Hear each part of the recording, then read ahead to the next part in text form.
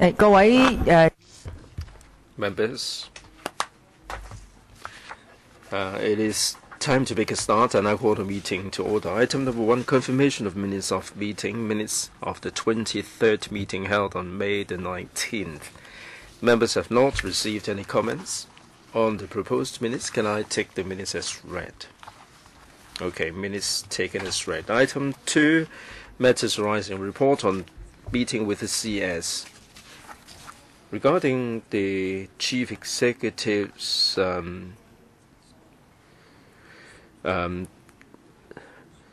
scope of inquiry amended by the Chief Executive, that's the scope of inquiry for the Select Committee on UGL. We have conveyed members' views to the CS. The CS has undertaken that officials will scrupulously observe the non-interference principle, and if the Chief Executive and officials have any comments regarding the inquiry, they should let the Electrical Select Committee know through the proper channel. The CS, in reply, said that he has noted members' comments, and the CS also added that the government attaches great importance to the relationship between the executive and the legislature. Under the basic law, both bodies have the respective roles and powers, and the executive branch has always attached importance to the monitoring work of the Electrical. The Chief Executive is going to come along for a Q&A session on June the 1st. Members may wish to take the opportunity to put questions. All right, next, business arising from previous council meetings. A, Legal Service Division report on bill referred to the House in accordance with Rule 54.4. Bank of Communications Hong Kong Limited Merger Bill, paper LS 66. Legal advisor, please. Madam Chair, thank you. This bill is moved by Mr. Chen Ying. The idea is to transfer the retail banking business and private banking business of the Hong Kong branch of Bank of Communications Company Limited to Bank of Communications Hong Kong Limited. And this is a wholly owned subsidiary of the Bank of Communications. This is basically the same as the bill introduced by Mr. Leung, although there are some changes. The first one is the definition of the legal liability, and the second issue is there will be clearer provisions regarding the ordinance. And the panel on financial affairs was consulted on December 5th, and members had no objection to the introduction of the bill to the LegCo. Should this go through, this will go into effect on the day to be gazetted. Okay, Bills Committee to follow up on the bill. Mr. Wu Chi-wai proposes the Bills Committee. Any member wishing to join Mr. Chen Ying will be joining. There will be further circulation. B, Legal Service Division report on subsidiary legislation gazetted on May the 19th and tabled in Council on May the 24th. Paper LS 69. Legal advisor, please. Madam Chair, there are 22 items of subsidiary legislation. Tabled before members is a list containing all the 22 pieces. The first one is Waterworks Amendment Regulation 2017. This is on the basis of the COI report regarding the latest standard regarding pipes and fittings. The Waterworks regulation will be amended to revise the requirements in relation to pipes and fittings installed in fire services or inside services, including materials that are used. On the 24th of January, the panel on development was consulted. Members did not object to the proposal. This comes into operation on July 14th. SC Dr. Yu proposes an SC. Any member wishing to join? Right, there'll be further circulation. Legal advisor, please. Part 2 contains 3 pieces, LN 82 to 84. These 3 pieces have to do with the Hong Kong-Zhuhai-Macau Bridge and the regulation of marine traffic. LN 82 and 84 first. This is in connection with the entry and the passing through of the Hong Kong link. There will be restriction on height, length, and navigational direction of vessels. This will go into effect on December 1st. The third one is about the making adjustments to the boundaries of the international airport. As a result of the reclamation, the boundaries of the entrance has been changed, and this will go into effect on the 1st of December 2017. The panel on economic development was consulted, and members expressed support for this. Okay, SC. Mr. Stephen Ho proposes, and the member wishing to join. Mr. Jeremy Tam will be joining. There will be further circulation. Part 3, Madam Chair, contains 11 pieces. The purpose of these subsidiary legislation is to implement all the International Convention for Safety of Life at Sea, and they have to do with life-saving appliances and so on. And LN 86 is an entirely new regulation, and 87 to 90 are the consequential amendments as a result of the convention. On the 27th of July 2015, the panel on economic development was consulted, and all of these will come into operation on September the 1st. Okay, NASC for Part 3, that's LN 85 to 95. Mr. Jeremy Tam proposes an SC, and a member wishing to join. Right, there'll be further circulation. Legal advisor, please. LN 96. This is to amend the Dangerous Ordnance Schedule 2 and to amend the list of hospitals and institutions in the second schedule. All the hospitals and institutions, the professionals are conferred upon the power to possess and supply a dangerous drug in the premises of the hospitals and institutions, and this comes into operation on July the 14th. SC.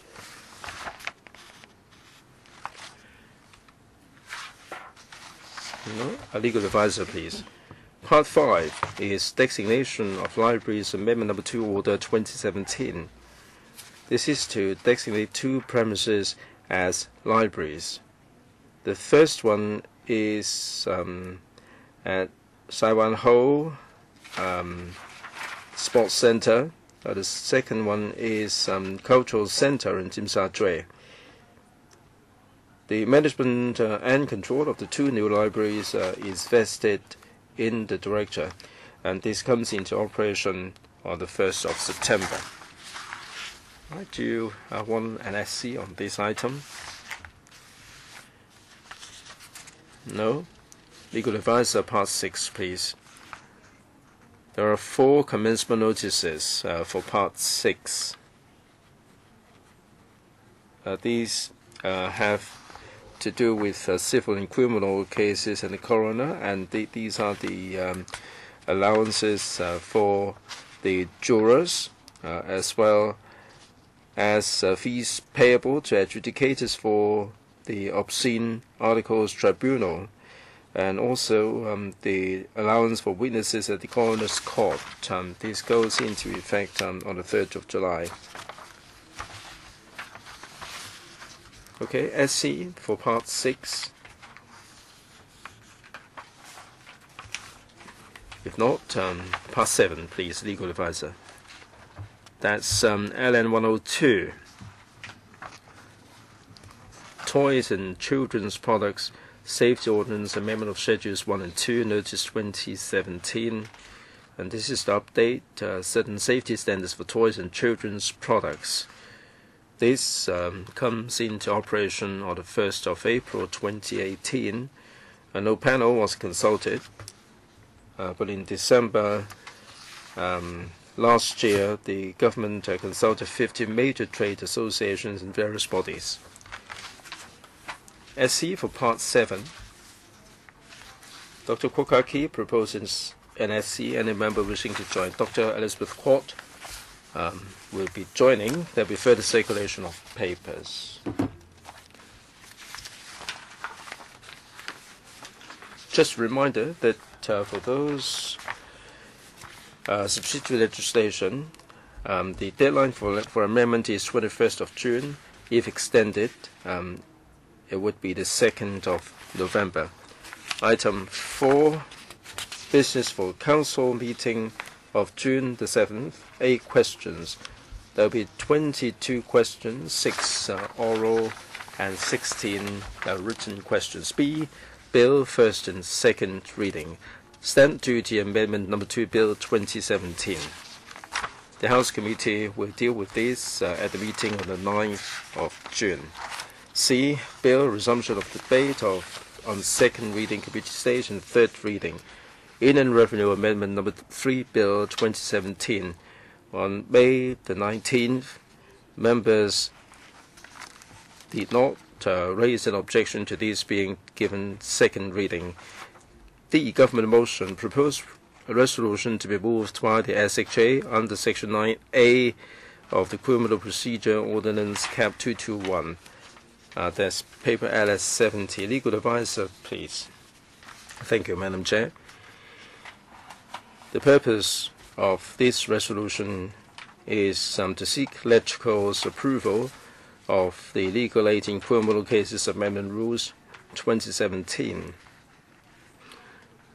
This is about the fees payable to solicitors or counsel in private practice engaged to undertake criminal litigation. The rate of adjustment is 4%.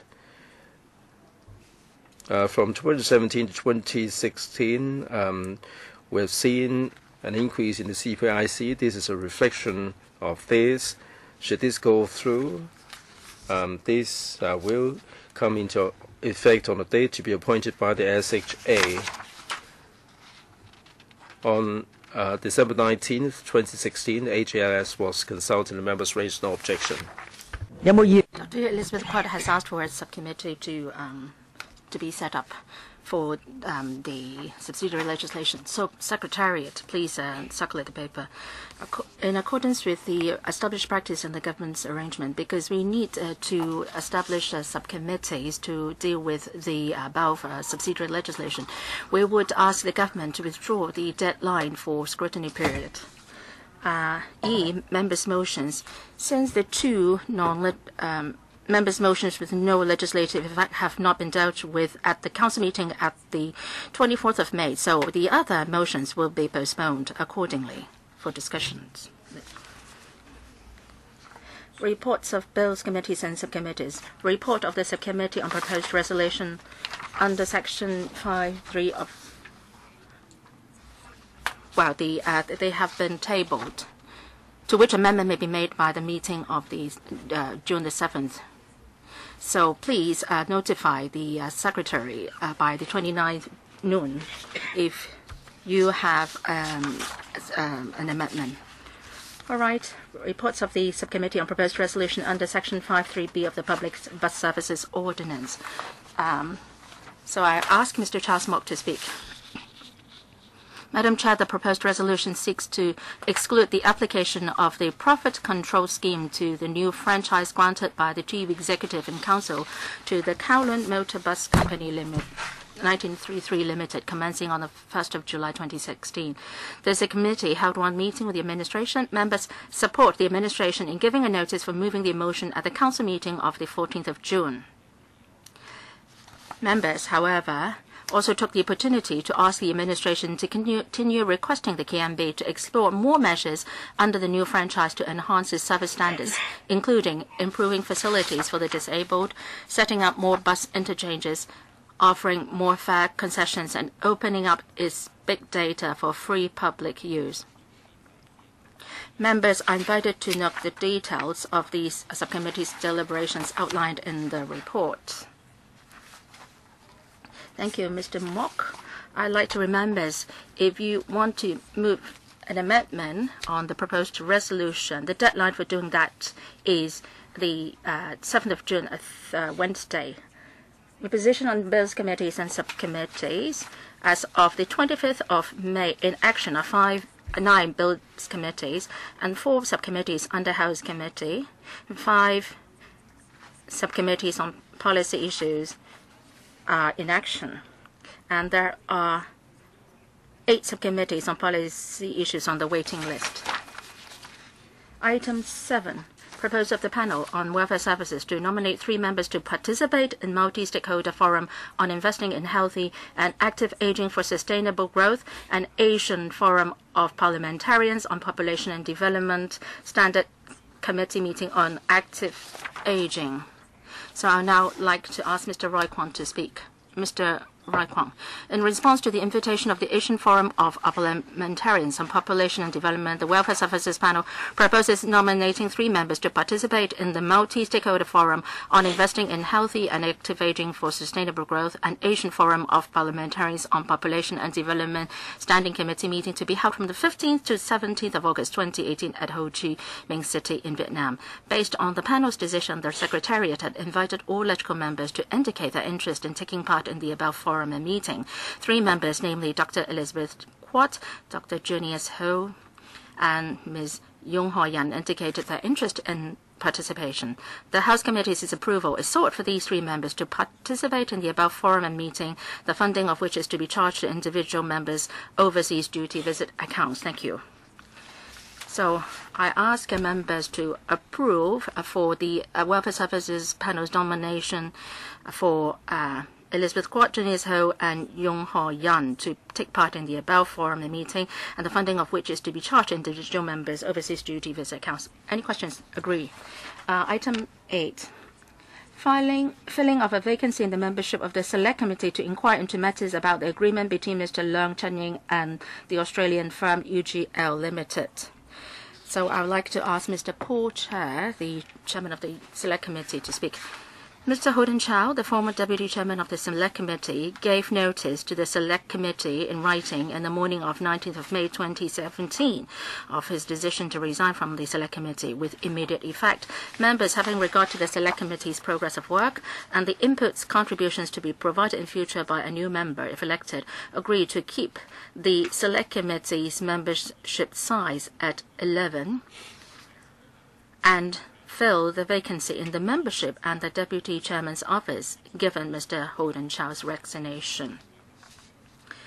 The proposed nomination and election procedures are set out in paragraph 4 of the paper, and that is LC paper number CB bracket 2 1479/1617. The House Committee is invited to A, endorse a recommendation of the Select Committee to fill the vacancy in both its membership and Deputy Chairman's office, and B, decide on the date for election of a member to fill the vacancy. Thank you, Madam Chair. Ms. Claudia Mo would like to speak. Ms. Mo, please. Thank you, Madam Chair. Well, you may recall that for this Select Committee, while going by our usual practice, it should comprise 13 members. To my understanding, back then there was some communication and the pro-establishment to the non-establishment camp members ratio should be 7 to 6. I don't know, for whatever reason, someone insisted that there should only be 11 members in this select committee, and ultimately 7 to 4 ratio was there. So we have 7 pro-establishment members and 4 democratic members. So you have all the say, right? So because you are in the majority, so whatever suggestion the democratic can make, then the pro-establishment will rule it down. So it's unsightly. The subject of investigation, Leung Chun-ying, was shamelessly, blatantly interfered in the investigation through Holden Chau. And now Holden Chau resigned from the select committee, and we now have this vacancy. And I appeal, and I hope that the pro-establishment camp members should consider this. Don't think that it should necessarily be held by a pro-establishment member, because Holden Chau is from the DAB. So naturally, we should have someone from DAB filling the vacancy. That's should not be the case necessarily. So please let the public know or understand that it's done in an impartial manner. If no other member wishes to speak on the paper, so Dr. N. Chang, Madam Chair, I will not join the select committee. And members of the public have asked me why I would not like to join, because it was used to be filled by a DAB member. The reason is simple.